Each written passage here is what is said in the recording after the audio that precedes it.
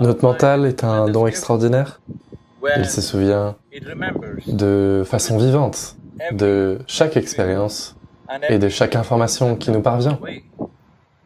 Eh bien, cela peut être transformé en une imagination phénoménale. Mais si vous perdez le contrôle de votre imagination, si vous perdez la capacité à discerner ce qui est imagination et ce qui est réalité, ce qui est futur, ce qui est présent et ce qui est passé, alors votre mental va devenir votre plus grand ennemi.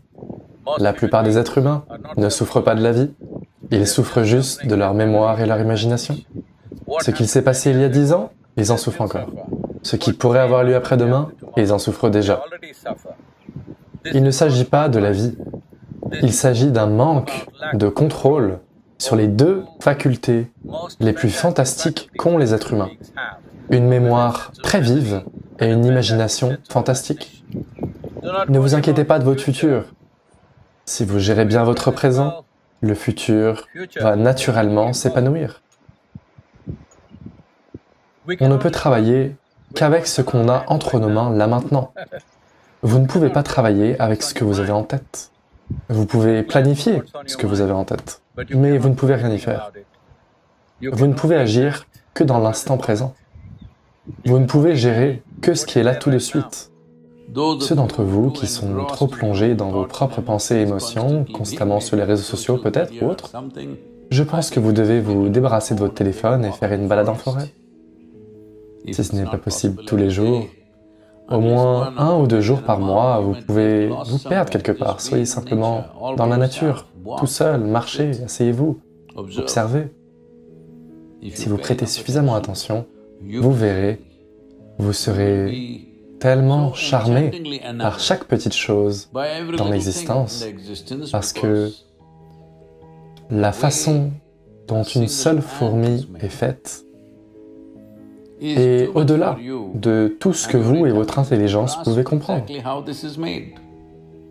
Ceux qui n'ont pas pelé leurs yeux à la création deviennent trop épris de leur propre création mentale, qui sont leurs pensées, dont la partie juteuse sont les émotions.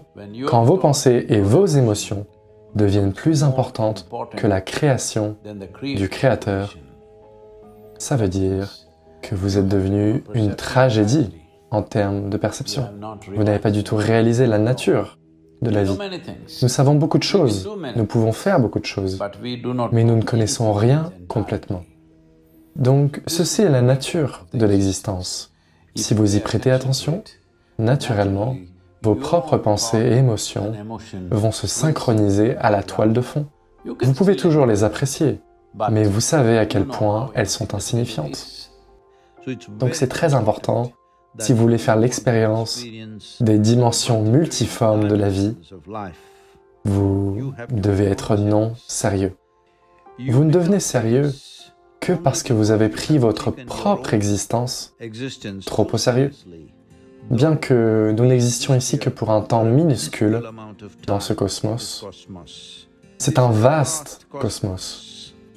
Le système planétaire lui-même, le système solaire dans lequel nous existons, est une poussière.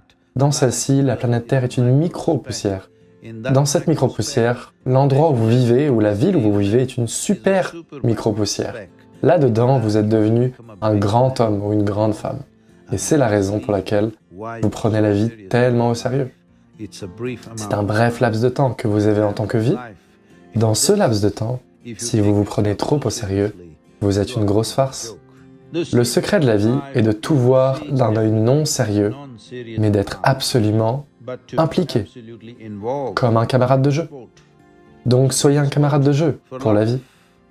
Si vous voulez être un camarade de jeu pour la vie, vous devez être capable de voir que votre existence a un impact sur l'époque dans laquelle on vit, mais pas un impact éternel, à moins que vous ne touchiez la dimension éternelle de ce que vous êtes vraiment. C'est une vie tellement brève que ce n'est qu'en faisant que ce qui vous tient vraiment à cœur que votre vie en vaudra la peine. Pour qu'une implication véritable apparaisse dans votre vie, pour que vous vous donniez totalement Vous devez faire quelque chose qui compte vraiment, vraiment pour vous. Il est important que vous trouviez cela. Quand je dis qu'il est important que vous trouviez cela, vous n'avez pas à passer la moitié de votre vie à vous demander « c'est quoi ma passion ?» Non. Vous avez juste à creuser cette capacité à tout vous approprier. Quand tout est à vous, ce monde entier est à vous, ce cosmos est à vous. Donc quand ça fait partie de vous, si vous vous impliquez absolument et vous efforcez constamment de créer ce qui compte pour vous, ce qui vous tient vraiment à cœur, alors votre existence elle-même en vaudra la peine. Pas nécessairement vos actions, pas nécessairement ce que vous réussissez ou ne réussissez pas, mais votre existence elle-même en vaudra la peine, car le simple fait de respirer et d'être est un phénomène.